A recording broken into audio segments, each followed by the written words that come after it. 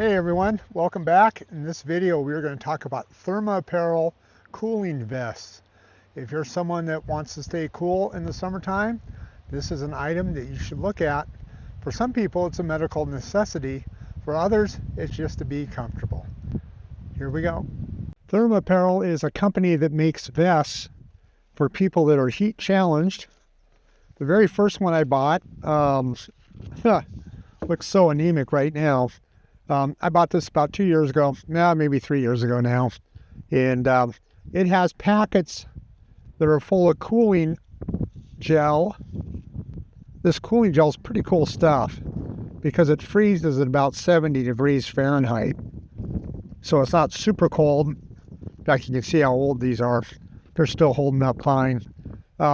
You can refill these with new ones annually if you want to, or more often depending on how you use it. So far I'm getting by quite a bit with this. It has multiple freezer packs, and it's a vest that wraps around your body. Underneath your shirt be skin contact with the actual pads themselves through the fabric, which is really neat because it's not like an ice sheet against your skin. It's cool, but not debilitating for some people.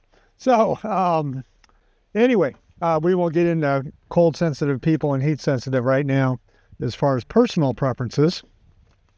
This is the one, actually I had two of these the first year using them, and I could flip-flop them back and forth. I'll explain that here in a second. And then last year I saw this one on their website. It's their heavy-duty extreme version of it, and it is just covered with cooling pads that wrap all the way around your body. In fact, I bought one that's actually a size too large, so I get a time and a half. I get a little more use out of it. Yep, don't mind the alfalfa. This is a real working ranch, obviously. So with this idea, it does maintain your body temperature, not completely cold, but sure fights that heat, especially with the sun on the back of a t-shirt. I really notice that the most. I have a barrier of coolness between me and that thermal warming. Now what I do here at the ranch is I have a couple of these little cheap coolers. I already did the route of doing the expensive coolers and found out that's not the way to go because I break them. So the cheap ones are breakable, expendable, if you will. And then I recycle my cooling packs that my MS drugs come from with every month. I get more of these recyclable gel packs, reusable. And they're sitting in water. So what I tend to do, let's see if the big one will fit in this small one here. I have a bigger one that goes in the tractor. Is yeah, see, that won't quite work. I know I can make it work somehow because I've done it before.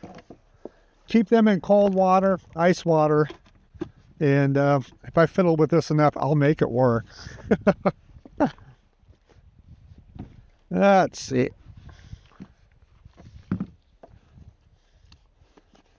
Okay, so what I do is I keep ice water in a cooling pack, and that takes care of that. It'll refreeze in about 40 minutes in ice water, or even less, which is amazing. Takes longer in the freezer to get them back cooled down. You can actually do it in the refrigerator too, because they have such a high freezing temperature. They'll cool down, but it takes a couple hours that route.